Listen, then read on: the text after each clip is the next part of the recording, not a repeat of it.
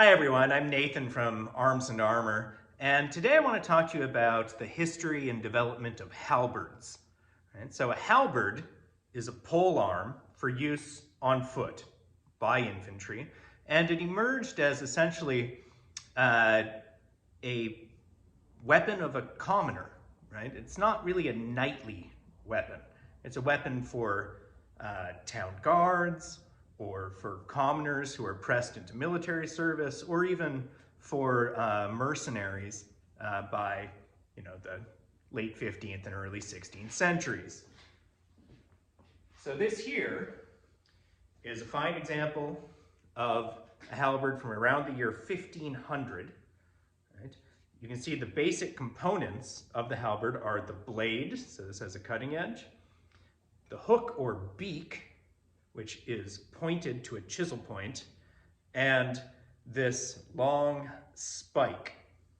The halberd also is connected to an ash shaft with these langets, right? So the langets on the sides are directly connected to the head and they reinforce the whole thing. The langets on the front and back aren't connected to the head. They go underneath the head, usually. Sometimes they were connected to the head as well. And they also serve to reinforce the shaft at points where there's a lot of force when they're striking with this. So this thing is, about, a little short of 7 feet tall, probably. These holes in it are purely decorative.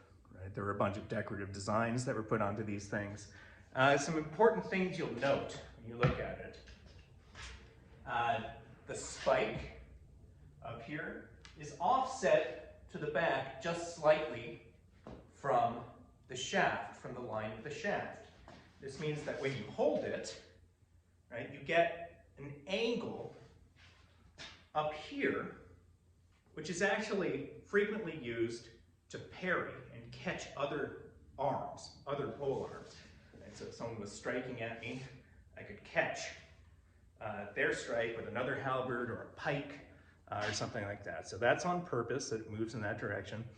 This beak was effective both at penetrating armor and as a way to pull people off horseback. Right? So if you're an infantryman fighting with a halberd with a bunch of other guys with halberds on your side, facing knights, perhaps, right? Mounted warriors, they're coming. You can menace their horses with this huge spike, and then if you can hook them, you can pull them off of their horse and stab them. This axe is also capable of immense force. Right? On this long haft, you can hit something super hard, someone super hard with it, and even if they're armored, this is going to concuss the heck out of them. If they're relatively unarmored, they're done for, right? So this is a relatively late halberd from the period when they were still really in use militarily.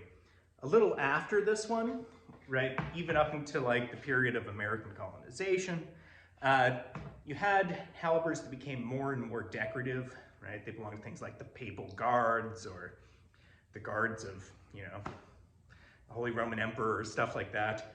They tended to have a smaller blade on the front that was less and less useful. Sometimes it had kind of a half-moon shape with a lot more piercing and damascening work on them and stuff. They became essentially a symbol of martial prowess and a form of decoration rather than a weapon. I mean, they would still mostly work, but they became more decorative than useful eventually. Now, earlier examples of this developed in the Swiss Confederacy, right? So after about, 1200, you start to have these independent Swiss cantons, which had what they called imperial immediacy, which meant that if you lived in these Swiss cantons, essentially, even if you were a commoner, you were allowed to bear arms, right? You didn't have a lord except for the emperor. And that's where these really became popular, right? As a weapon of a common fighting man who was not serving a lord, who needed a weapon that was effective against, professional men-at-arms, that also wasn't super expensive, that you didn't need full armor to use effectively. You didn't need a horse to use it effectively. In fact, this is strictly for use on foot. So these earlier halberds looked more like this. Right? This one, the langets aren't connected to it, that's why it's making some noise. So it has this hook, it has a blade, and it has a spike up here on the top. It's connected to the shaft from two eyelets. Sometimes on the earliest ones where they didn't really have much of a spike up here, the wood was just sharpened as it stuck out. And so this is the forebearer of these later halberds.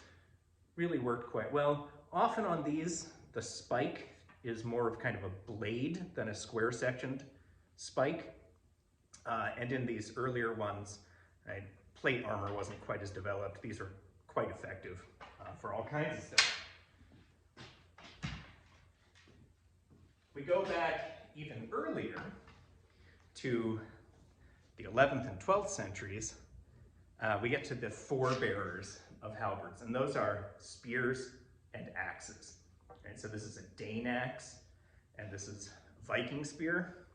You kind of go like this, you start to see something that resembles a halberd. Really, the halberd combines the function of these two earlier weapons that certainly continued in use, right? Although this kind of big fighting axe became less effective against armor, right? This is a lightweight, fast cutting weapon. These spears were still relatively effective, and they continued in use for a long time, sometimes with the addition of wings on the socket, which helped parry. Now, you can contrast those weapons with something like this, right? This is our Burgundian poleaxe. This was a knightly weapon, right? So this poleaxe is something that would be used often in dueling between fully armored opponents. And so this has a thick blade, a thick spike, and a heavy hammer that has sharp protrusions that are designed to catch armor, right? To catch gaps in armor and exert force on it. This thing is shorter, right? It's about 6 foot, a little less than 6 foot tall, 5'8", 5'10". And mass is down further, and this thing really was meant to be held close up and used for fighting in armor. This kind of weapon also derives from axes and spears, but it has a totally different social use than the halberd, right? This is designed for someone in full armor to fight someone else in full armor. That's why it's the length it is, right? So that you can use the back of it to hook, you can use the front, but it's not so long that it's going to be super useful against someone who's mounted when you're on foot. Right? It's not long enough that you can outreach a spear that someone might have, or a lance. Instead, this is for fighting in pretty controlled conditions in which both of you are armored and there are some kinds of rules. Halberds are for killing knights, not for being a knight. And it's a specialized infantry weapon for the common soldier. Right? It's a shoulder arm for the common soldier. Hope you've enjoyed this little discussion of halberds. At Arms and Armor, we make a bunch of custom halberds. We make several a year for various folks, and we've made a lot over the years. We don't currently have one as a production piece, although we're kind of thinking about it, so we'll see. All right, thanks very much.